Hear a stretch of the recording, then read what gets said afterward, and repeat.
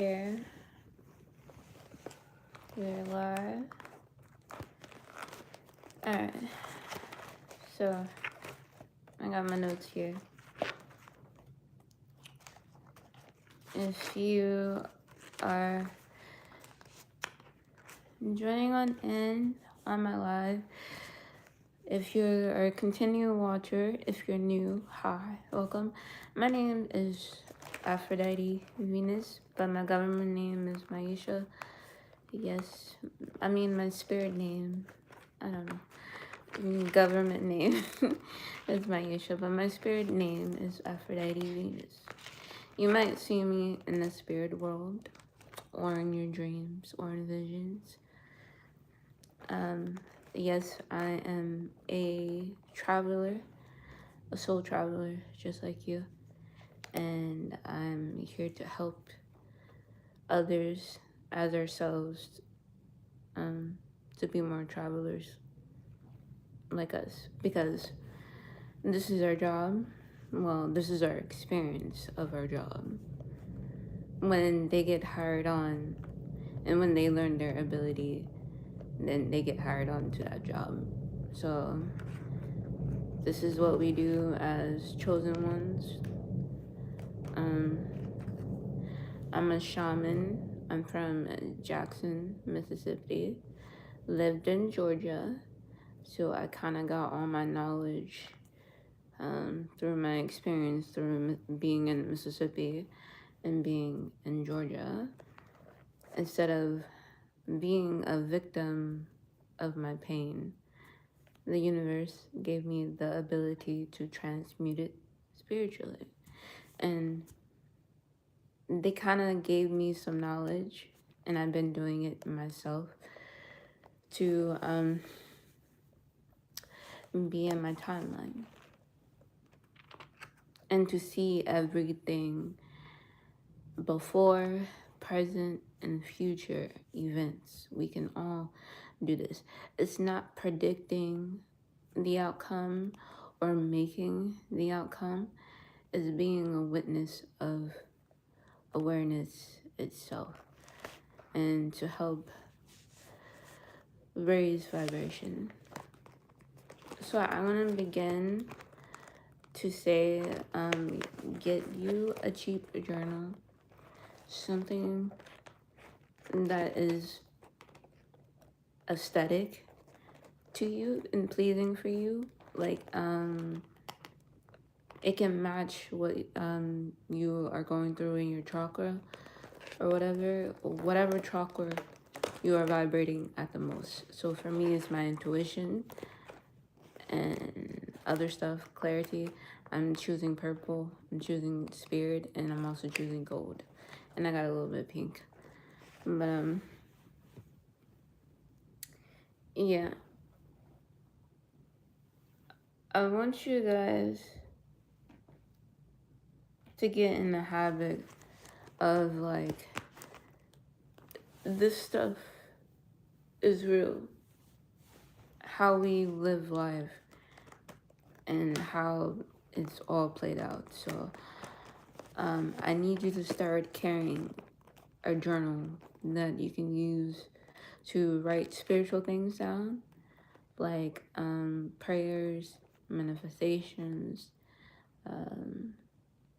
You can have a little bit of shadow work, but don't let it be all negative where your subconscious is only focusing on your reaction. So in this course, I'll teach you how I handle my reality when I react to things, events, people, places, and things that don't get me like off the assignment. And the assignment here is just to keep an eye on your eye and keep an eye on your psyche, or keep an eye on your ability of what you can do in the physical realm and spiritual realm all at once. And since we are multiple dimensional beings, there's there are reasons why certain master number, you can tell me your master number, like, because I gotta know what your soul number is. Every soul has a number. Every soul comes with a number through the matrix system, and I can identify the birthright of this dimension that you come from, because I'm a master number 11. So I kind of know my own frequency. I kind of know where I need to travel to in this dimension. I know where I see myself exactly. And I know where I need to be present at all. And it's mostly all times. But, oh gosh. Um, Sometimes I don't look like I'm there because certain moments don't need to be interacted with. It's just an extraction. And I'm here to help you identify what is distracting you and what's keeping you in that dimension so you can ascend in higher realms, in all realms, while your physical body is here and your mind is mentally, physically, like sometimes elsewhere. I'm gonna help you master your ascendant. So in each master number, like 11, 22, 33, we are manifestors, like, of our creation. We are the creator of a godlike energy, a godlike essence. And we need to help those that are not really in line with their element, help them deprogram them from the matrix. But the matrix is also trying to use our ability as a slavement for our awakening, or our slavement as becoming. Because, like, right now, for me, in order to escape my where I'm at in a building, I kind of have to look at it from a slave point of view at the moment. But I'm also turning it into a different perspective. Like, in the beginning, when I first got here, which I'm in a shelter, by the way, um I felt like I was I knew that I wasn't I knew that I wasn't home, but I still felt like home. Like, that energy kind of traveled home. But it was only because my mind was in that perspective of whatever happened at home. And it's just a continuation of a frequency. So how I let it go, it took me about, and I'm gonna give you time marks of when these energies or these abilities that you are creating, these frequencies experience. I can give it a time mark. You tell me your story, what you've been through, where exactly in time you see yourself in time, and I can help you get there in time and on time, in and on. I can help you be consciously aware of what the universe and God is doing for you, and while you're experiencing it, while you're traveling it. So enough said. So when I first got here, I still felt like the old dimension was still traveling with me. Like, whatever residue frequency that I was leaving in the old past life that I couldn't enter into the new timeline until now was me not saying yes enough to opening my own doors. So sometimes it's not just your environment that is subconsciously not deprogramming you, is really programming you. But then you have to teach your mind how to be the editor. You have to learn to edit your reality, not be in denial of your reality, but understand why the lights around you are changing. Because when you understand what's turning you on and what's turning you off, and your emotions, you are able to you're able to see it with a feral eye. So I highly recommend anybody watching this live today, because when I do show up, nobody shows up. It's like, what?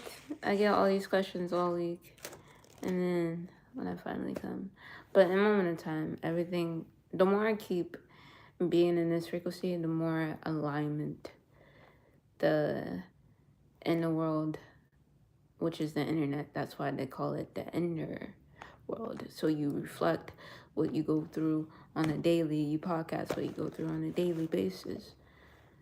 So yeah, and then we were taking it back to when we were the young pharaohs, with the hat, with the pen, the notebook, and we was just writing down our experiences as we experience it. Like, we was able to remember it consciously in that frequency. It was comfortable. And now the world kind of shattered us a little bit in this new dimension. Well, old frequency, new dimension. It can no longer affect us how life handle itself. Because as creators, as manifestors, master numbers, master ascendants, we know the key. And we always been the key to our reality. Everything that you thought of. So I'm gonna tell you some things that might be what's causing an effect, like a butterfly affecting your reality, or a shift. I'm gonna answer a couple of questions. Like, I wrote it down. So a couple of questions I have. What does it mean when you are self-aware? That's a simple, basic question, and that's first dimensional. But sometimes we need a refreshment or a reawakening, you know. So, and then other questions I have: what is shifting? And that's also very basic, but my common sense might not be your common sense. So I'm gonna answer them the best way I can. The third one is, what does the gift do? And the last one I'll be answering is this all that we are? So I kind of want to go backwards because I kind of already know what I'm gonna say. Because, like, when I'm doing these type of videos, I'm already pre-recording it in my imaginary, and then it enters through the planetaries and finally hits the source. It hits ether, and then it bounces back into the micro version of itself now. So all I'm doing is just reimagining what I said in my mind. I might be filtering it like automatically, but I feel like that's kind of like what our God self does, or godlike energy does. It's not it is a protection. It's protection from against the enemy. If we feel like something in our presence that's a different source from us, but it can be the same version of us, might be interfering with the frequency. So we kind of have to subconsciously and consciously remind ourselves of our words, of our vibration, like what we feel, what we see. So for me, going backwards in my thoughts of knowledge means that I kind of read the chapter very carefully. I felt the frequency. I understood the frequency, and I imagined the frequency, and I saw the frequency. Seeing the frequency versus sawing the frequency is two different things, way two different things. So the first question is this all that we are? And what I mean by that question, is this all that we can do? Just pray, imagine, manifest, keep continuing in the creation and into the spirit? No, not at all. This is, wow, this is not at all what we can do. Like, it's so much more than what meets the eye. It's only you receiving the faith, believing what you are doing. Because, like, believe me, as much as what we're doing on earth, we're most likely doing it in another dimension, whether that would be hell, earth, or heaven, whichever state of consciousness you come in at a time. That's your experience. That's your awareness. When you leave from this existence, that's your awareness. That's your belief. So you really kind of need to understand the program, understand the mind, why it exists. Like, you can say this is a past life regression, but we're not going into the past. I'm regressing you into the future as of right now. Like, I might not I don't have to know you personally. I already know you in the ether spiritually already. Like, you didn't have to come on the phone with me. You didn't have to send me an email. You didn't have to tell me your name. I already knew your name, and I already knew your situation frequently, like in vibration and emotion and in thoughts. How? Because you sent the signal out to God. So God is picking some of his hue, godlike energy that are on earth to fulfill that mission or to fulfill that timeline. So I want to help you with that. And then, so in order for you to understand what are we doing here, that's exactly what we are doing here. One of us is being Morpheus, and one of us is being Neo, and one of us is just being a Smith. And then there's so much more than that. It's like,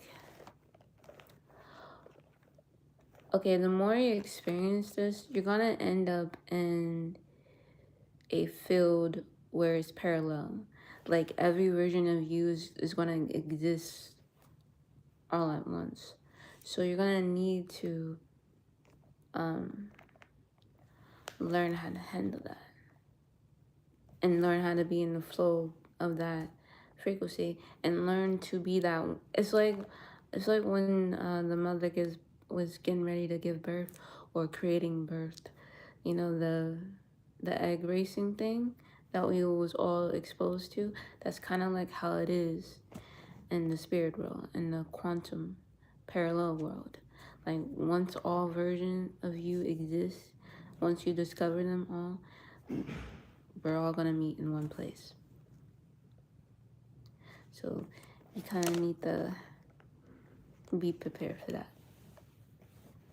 And this is what the Bible is kind of experiencing too. From what I've been hearing, there's a realm where Isaac, Jacob, Moses, and Abraham, and Gabriel and Michael. Well, these boys are following Gabriel and Michael and and Daniel and some other characters, and Equinox. So they are experiencing the quantum field through through the people through the first dimension, which you'll get Michael, Gabriel, Moses, and all of them. Then the second, third, fourth, fifth dimension generations, centuries, whatever you want to call them, because century also had the word center in it. So they're trying to center themselves in the story of what they created themselves through the eye of the eye while they're experiencing that. So I've been going back studying, so it's crazy. It's crazy. And the second question is, what does the gift do? So the gift, what is this gift? This gift is a spiritual gift, the gift of the eye. The gift to be able to create, to be able to see. And that is,